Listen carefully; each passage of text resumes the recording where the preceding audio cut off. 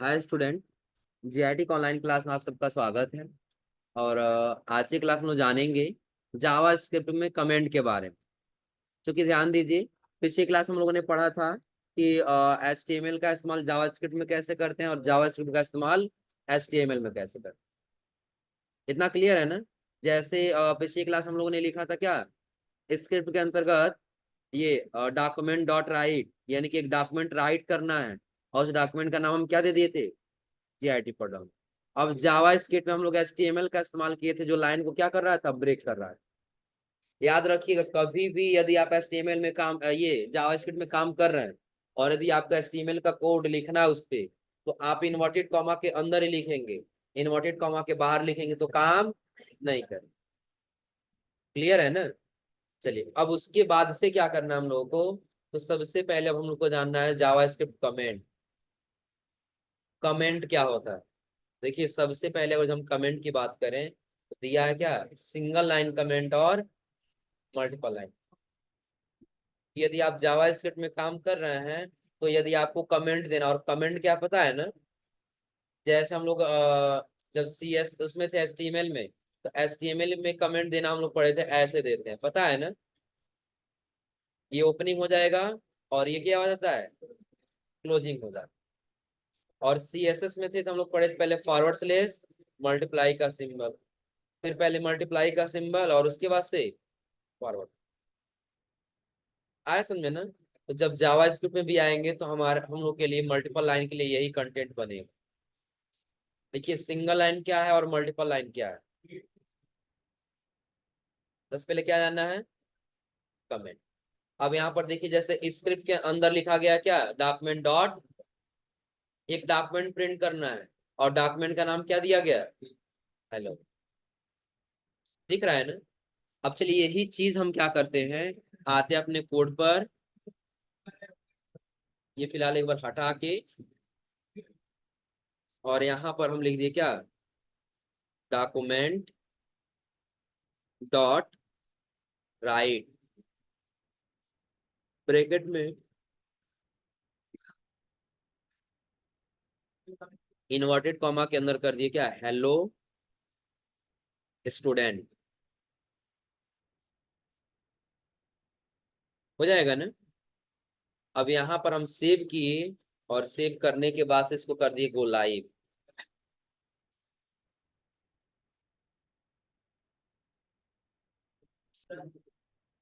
देखो, यहाँ पे हेलो स्टूडेंट दिखाई दे रहा है ना? डॉक्यूमेंट प्रिंट होकर क्या रहा है, हेलो वर्ड ना। अब इस हेलो वर्ड के बाद से हम यहाँ पर लिख दिए क्या, दिस इज कमेंट। सेव किए और सेव करने के बाद से आ गए आउटपुट को, तो क्या जो था वो भी दिखाई दे रहा है।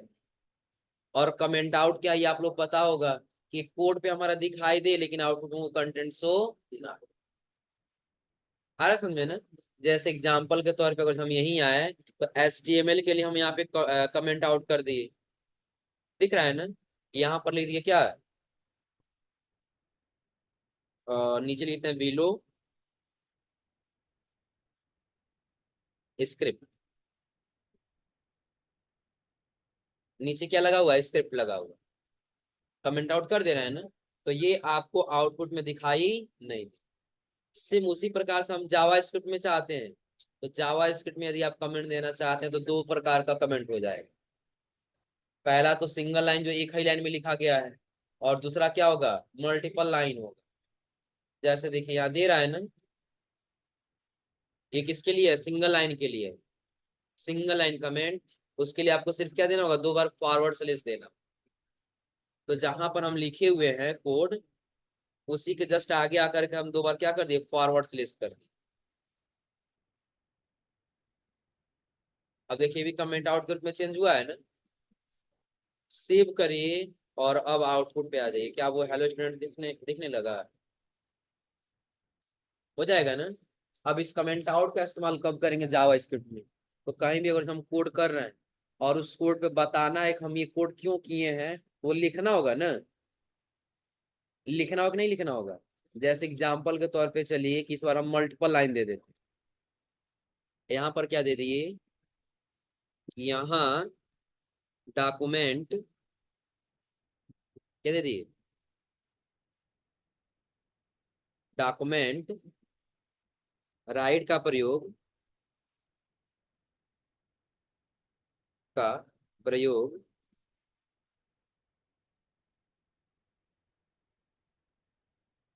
प्रयोग क्या लिखने के लिए, हेलो स्टूडेंट,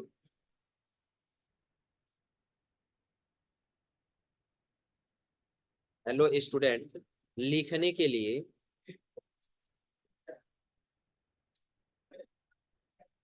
लिए लिखने के लिए किया गया। अब इसको यहां से हम दो लाइन में कर, मल्टीपल लाइन कमेंट हो गया है ना, तो सिंगल लाइन के लिए हम दो बार फॉरवर्ड स्लैश लगा दिए हैं। अब सिंपल हम यही नॉर्मल अपने लैंग्वेज में लिख दिए क्या, कि यहाँ जो डॉक्यूमेंट राइट का प्रयोग है वह क्यों प्रयोग किया गया है, तो हेलो स्टूडेंट लिखने के लिए किया गया। इतना समझा रहा है ना। अब यहाँ पर कमेंट करना है, अगर जब अभी हम सेव करें और आउटपुट में जाए तो देखिए जो भी हमारा कंटेंट था हेलो स्टूडेंट वो दिखाई दे रहा है, क्योंकि अभी हमारे पास कोई यहाँ पे कमेंट नहीं। और अगर जो मल्टीपल लाइन कमेंट पास करना है तो उसके लिए आप देखिए यहाँ पे दिया है आपको वही, इस जो आपने सीएसएस में इस्तेमाल किया था वही देना। तो सीएसएस हम लोग यही इस्तेमाल किए थे ना, कि सबसे पहले हम किसका प्रयोग करेंगे, फॉरवर्ड स्लेस मल्टीप्लाई का सिंबल, और जहां क्लोज करना है वहां पहले मल्टीप्लाई का सिंबल और फिर फॉरवर्ड स्लेस। सेव करिए और अब आउटपुट पे आ जाए। अब दिखाई देने लगा है ना, कोई दिक्कत इसमें। तो कमेंट क्या समझा रहा है ना। अब कमेंट हमने अपने कोड को बता दिया कि हाँ ये जो हम लिखे हैं वो क्यों लिखे हैं, हमने बता दिया यहाँ डॉक्यूमेंट डॉट राइट का प्रयोग हेलो स्टूडेंट लिखने के लिए किया।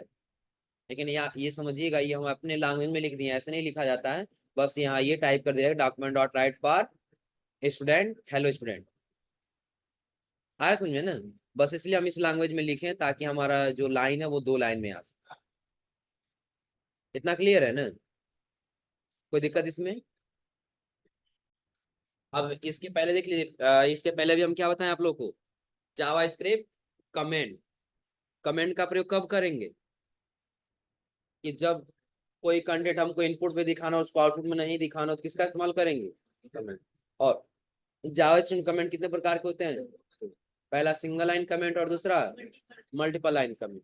सिंगल लाइन कमेंट के लिए बस दो बार फॉरवर्ड स्लैश, और मल्टीपल लाइन कमेंट के लिए पहले फॉरवर्ड स्लैश, मल्टीप्लाई का सिंबल, ये मल्टीप्लाई का सिंबल स्टार का, फिर क्लोज करते समय पहले स्टार का सिंबल और उसके बाद से फॉरवर्ड स्लैश, हो जाएगा ना। हाँ इसके बाद से जावा स्क्रिप्ट में सबसे ज्यादा इंपॉर्टेंट आता है वेरिएबल्स, क्योंकि जो भी काम करना होता है वो किसके अनुसार होता है, वेरिएबल के अनुसार ही होता है।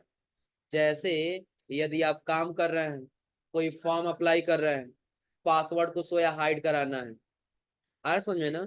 फॉर्म एक वैलिडेशन भरना है कि जब तक डेटा नहीं भरेंगे तब तक डाटा एंट्री नहीं होगा। तो वहां पे आपको किसकी जानकारी होनी चाहिए, वेरिएबल्स का। और वेरिएबल्स तीन प्रकार के होते हैं, कितने प्रकार के, वेरिएबल तीन प्रकार के होते हैं। अब जैसे एग्जाम्पल के तौर पे देख लीजिए, यहाँ पर अभी हम क्या कर रहे हैं, आगे अपने कोड पर, कोड पे आने के बाद से इन सभी को हम क्या कर दिए, डिलीट कर। सबसे पहले लिख दिए डॉक्यूमेंट डॉट राइट, ब्रैकेट के अंदर लिख दिए इन्वर्टेड कॉमा में, यहाँ पे दे दिए क्या, जावा स्क्रिप्ट, क्या दे दिए, जावा स्क्रिप्ट। और इसी लाइन को हम कर दिए बाहर से क्लोज, सेव किए और आउटपुट में आ गए। यहाँ पे आएगा आउटपुट ना, आउटपुट क्या दिखाई दे रहा है अभी, जावा स्क्रिप्ट दिख रहा है ना, क्या दिखाई दे रहा है, जावा स्क्रिप्ट। अच्छा कोई नहीं, अगर हम इसी को बार बार लिखना चाहते हैं तो बार बार हमको जावा स्क्रिप्ट लिखना पड़ेगा, कॉपी किए और ये नीचे हम पेस्ट भी कर देते हैं।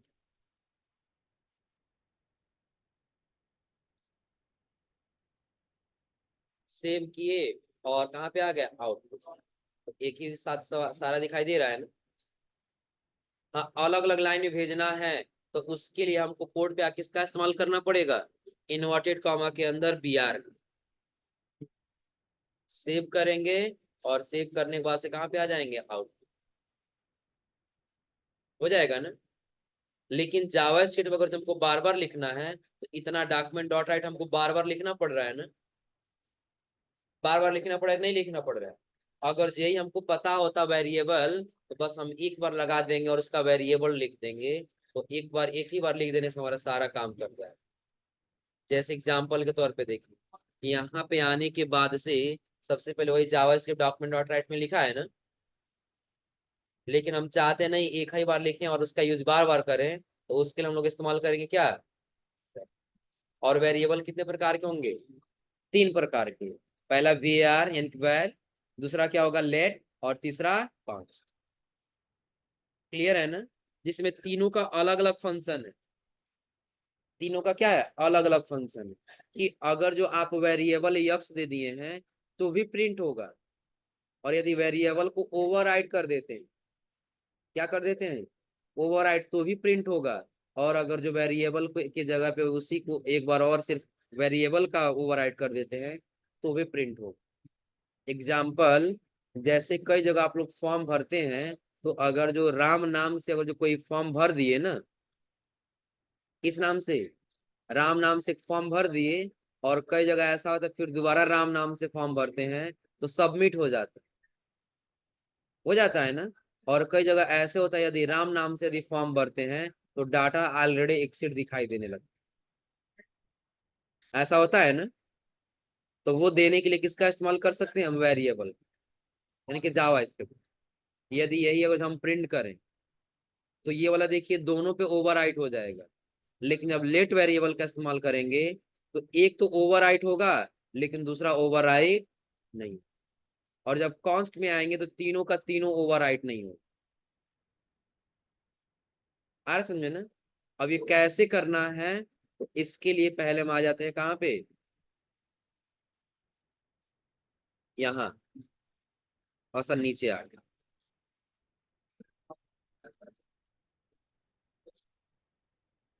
नीचे आने के बाद से हम क्या कर लेंगे, कोड पे आ गए, और कोड पे आने के बाद से इन सबको डिलीट कर देंगे। यहाँ पे लिख दिए क्या, वेरिएबल, वेरिएबल दे दिए हम किसके बराबर, ये वाला है ना। पहले दे दिए वेरिएबल एक्स बराबर किसके, ये वेरिएबल जो एक्स है एक्स के बराबर क्या होगा, तो इनवर्टेड कॉमा हम दे दिए हेलो स्टूडेंट।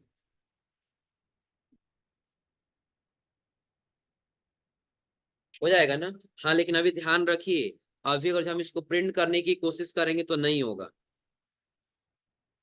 अगर हम आउटपुट में चेक करें सेव करके, तो क्या आउटपुट में दिखाई दे रहा है, पता है क्यों नहीं दिखाई दे रहा है, क्योंकि यहाँ पर हम दे दिए हैं क्या, कोड में, कि आपका वेरिएबल जो यक्स है ना, यक्स बराबर क्या होगा, हेलो वर्ड।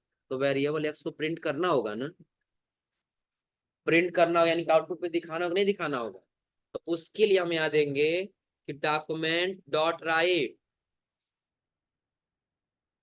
आपको डॉक्यूमेंट डॉट राइट यानी कि डॉक्यूमेंट प्रिंट करना है, लेकिन किस डॉक्यूमेंट को, तो यहाँ पर दे देंगे यक्स को। किसको प्रिंट करना है, सेव किए, और अब आ गया आउटपुट पे। हाँ थोड़ा सा ध्यान दीजिए, इसको इन्वर्टेड कॉमा के अंदर नहीं लिखना है, बिना इन्वर्टेड कॉमा के लिखना है। इसलिए क्योंकि इन्वर्टेड कॉमा हम दे देंगे तो वही डॉक्यूमेंट हमारा लिख करके आ जाएगा, लेकिन वेरिएबल दिए तो हम बिना इन्वर्टेड कॉमा का देंगे। सेव और हेलो स्टूडेंट आया है ना। हम क्या दिए यहाँ पे, तो सबसे पहले हम यहाँ पे दे दिए कि एक वेरिएबल हमको क्या करना है, प्रिंट करना है। वेरिएबल क्या करना है, प्रिंट करना है। और उस वेरिएबल का नाम हमने क्या दे दिया है, प्रिंट हो रहा है ना। इसके पहले 4 बार जावा स्क्रिप्ट लिखना था तो हम 4 बार लिखे थे डॉक्यूमेंट डॉट राइट, और उसके अंदर 4 बार जावा स्क्रिप्ट या हेलो स्टूडेंट लिखना पड़ेगा। लेकिन अगर जो वेरिएबल लगा दिए हैं, बस आपको यही 4 बार रिपीट कर देनी।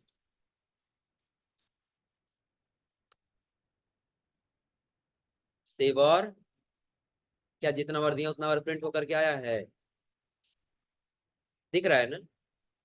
और एक ही बार यदि आप क्या करेंगे, कोड पे आ जाइए और इसके अंदर आप लगा दीजिए br टैग, सेव करिए और आउटपुट पे आ जाइए। सारा अलग अलग हो गया एक ही बार br लगाने में, हो जा रहा है ना। तो किसके माध्यम से हो रहा है, वेरिएबल के माध्यम से। और वेरिएबल में सिर्फ हमने इस्तेमाल किया किसका, यक्स वेरिएबल, ये वी आर वेरिएबल। इसके बाद से एक और हम लोग इस्तेमाल कर सकते हैं लेट का, और लेट के बाद से कॉन्स्ट का। आ रहा समझ में ना। अब यहाँ पर देखिए, अब डेटा को हम ओवरराइट कर रहे हैं। ओवरराइट मतलब पता है क्या होगा, चलिए यहाँ पर आकर के हम लिख दे फिर से, वेरिएबल यक्स बराबर, और इन्वर्टेड कॉमा में यहाँ कर दिए हम GIT और ड्रॉन। तो डेटा ओवरराइट हो जाएगा। पता है क्या ओवरराइट होगा, ये ऊपर वाला प्रिंट नहीं करेगा, बल्कि कौन प्रिंट करेगा, नीचे वाला। सेव किए और आउटपुट पे आ गया। तो क्या ऊपर वाला प्रिंट कर रहा है, क्योंकि डॉक्यूमेंट ओवरराइट हो चुका है। यानी कि अगर हम फॉर्म अप्लाई कर रहे हैं, तो अगर जो एक बार हम राम के नाम से फॉर्म भर दिए हैं, और दोबारा अगर जो हम फिर राम राम के नाम से फॉर्म भरेंगे, तो वहां पे वो फॉर्म सबमिट हो जाएगा। आ रहा है समझे ना। दूसरी चीज कि अगर जो हम यहीं पे आकर के और वेरिएबल को जो ओवरराइड करा दें, सिर्फ दे दें यक्स बराबर, इन्वर्टेड कॉमा में दे दी यहाँ पे पडरौना कुशीनगर, लाइन को क्लोज किए, सेव, और कहाँ पे आ गए, आउटपुट। तो अब ओवरराइट कर जा रहा है ना, ओवरराइट हो जा रहा है ना, कोई दिक्कत इसमें। चलिए पहले इतना नोट करिए, फिर आगे बताते हैं।